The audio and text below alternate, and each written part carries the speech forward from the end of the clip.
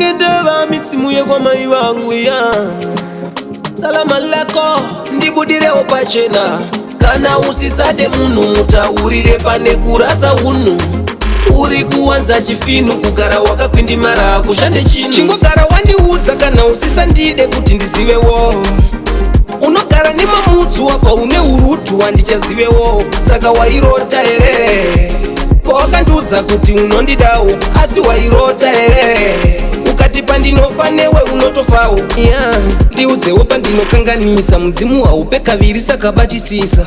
pane zvinhu zvawakandivimbisa iwe kusiya wanditsotsa mwoyo wonditiza hazvina basa waita basa tawana nyasha iwe uchazondida pandichapwanyapopasa mvura paichakasa rudo makasa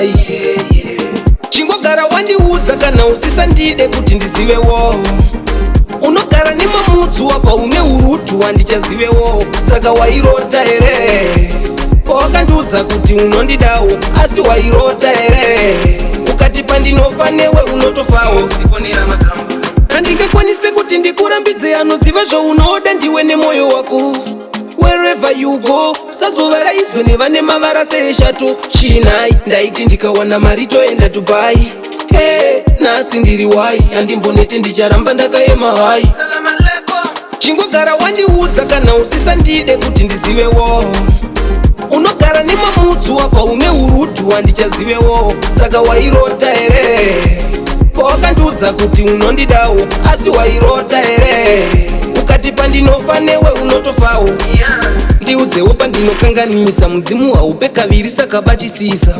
pane zvinhu zvawakandivimbisa iwe kusiya wanditsotsa mwoyo wonditiza hazvina basa waita basa tawana nyasha iwe uchazondida pandichapwanyapopasa mvura paichakasa rudo makasa chingogara wandiudza kana usisandide kuti ndizivewo unogara nemamudzi wapa une urutu wandichazivewo saka wairota here pawakandiudza kuti unondidawo asi wairota here ukati pandinofa newe unotofawo